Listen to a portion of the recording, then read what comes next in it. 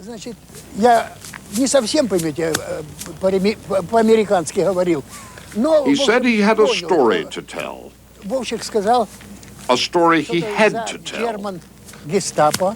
I was in Moscow last June for the Reagan-Gorbachev summit meeting. He was a stocky little bulldog of a man, a Russian who barged into our hotel demanding to see an American reporter. I agreed to meet him in a park. He arrived wearing old medals and clutching an old shopping bag. Но я не думал, что мне My name, he said, is Dr. Nikita Zakharovich Asayev. I was a dentist in the army in World War II. Нашим русским людям.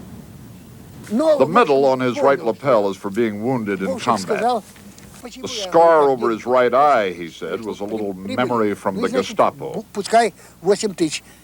We were all prisoners of the Germans, he said, at a big concentration camp on the Oder River.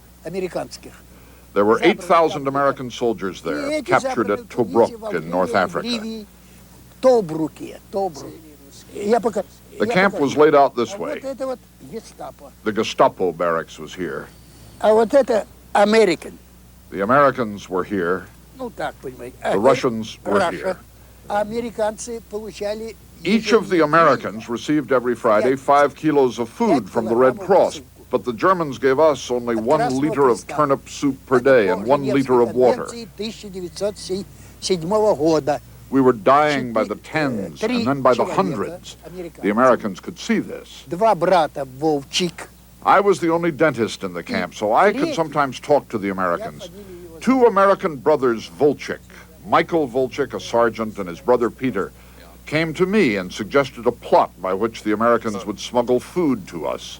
By what method did the Americans deliver these parcels to the Russians? At night, after the sentry passed, they would throw them over the wire. It was only 8 meters. Those American boys were strong. They could throw them 100 meters. Was it dangerous for the Americans to do what they did? Конечно. Oh, of course. They would have killed us. They executed people for less. По Женевской конвенции. When the plot was discovered, they called all 8,000 Americans out in the hot sun, and 4 Gestapo men went down the line demanding to know the name of the Russian who organized the plot.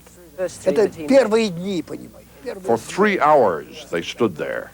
They stood in absolute silence. Not one American betrayed me.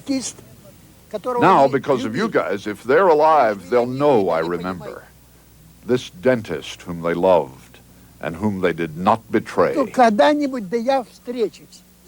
He took an oath, Dr. Asayev said, that after the war he would find a way to thank those Americans.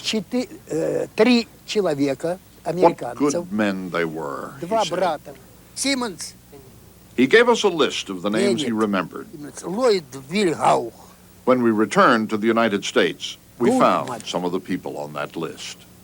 Dr. Sidney Brockman is retired from his job at the health department in San Antonio, Texas.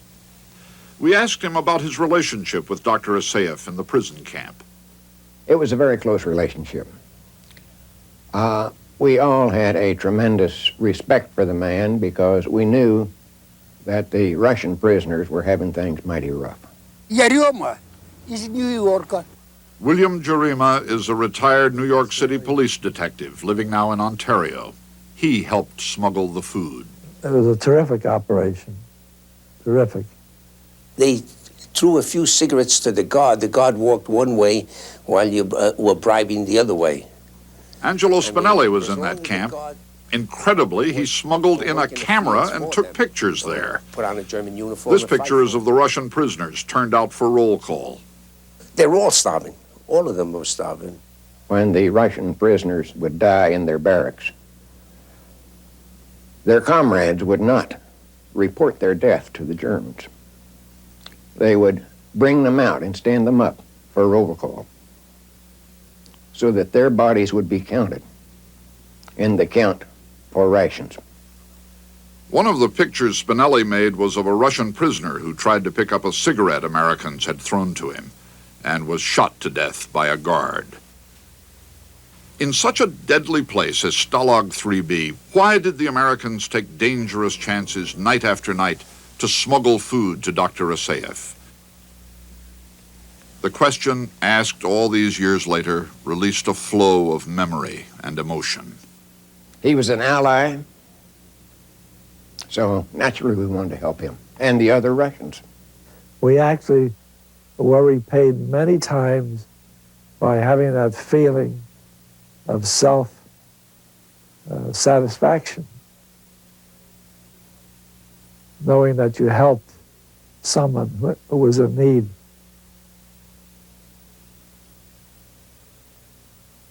It's too bad we don't have more of that in the world today.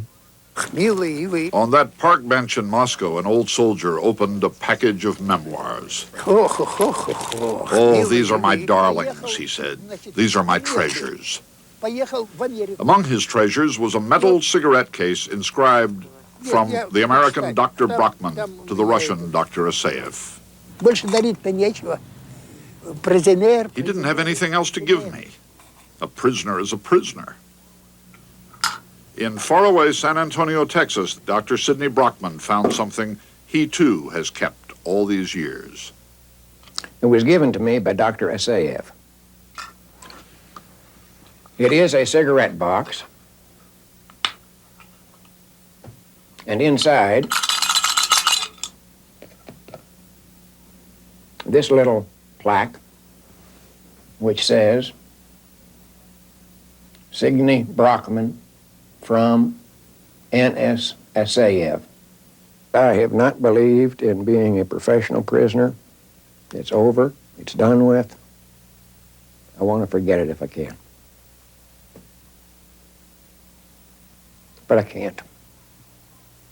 Can you please ring for me a number in Moscow? After 43 years, two old comrades in arms were united by telephone.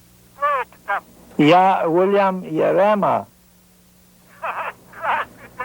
I had written to him shortly after the war in 45 when I got home, and my letter came back. So I had assumed that he had perished. William. Yeah. William. Yeah, huh? William, Dr. Asayev said. William, write to me. Write to me, he said, and I will respond to you with all my heart. Yeah, that's done. It's a different type of weeping. It's actually it's one of joy and happiness. I thought he had been dead.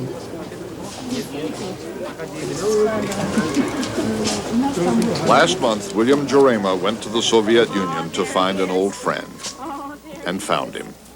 There he is. And Dr. Asayev's vow that someday he would find a way to say thank you to those Americans, his promise to himself of 43 years ago, was finally kept.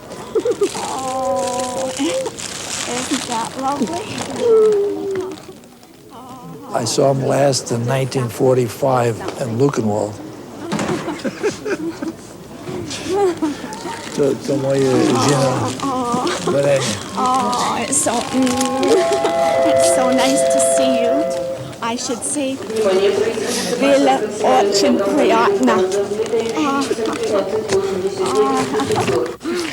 Ни один американец никогда не сказал, что это вот русский, понимаете? According to him, my group say that several hundreds of Russians. 6,5 тонн, 1350 пакетов. There are only actually about 8 of us that did the operation. We're supplying food to them.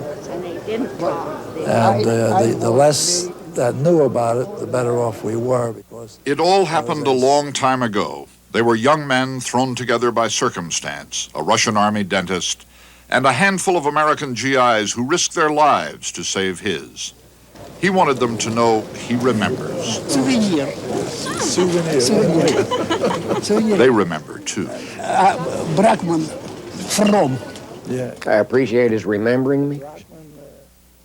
I have never forgotten him.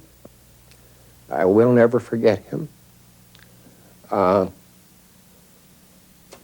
What more can I say?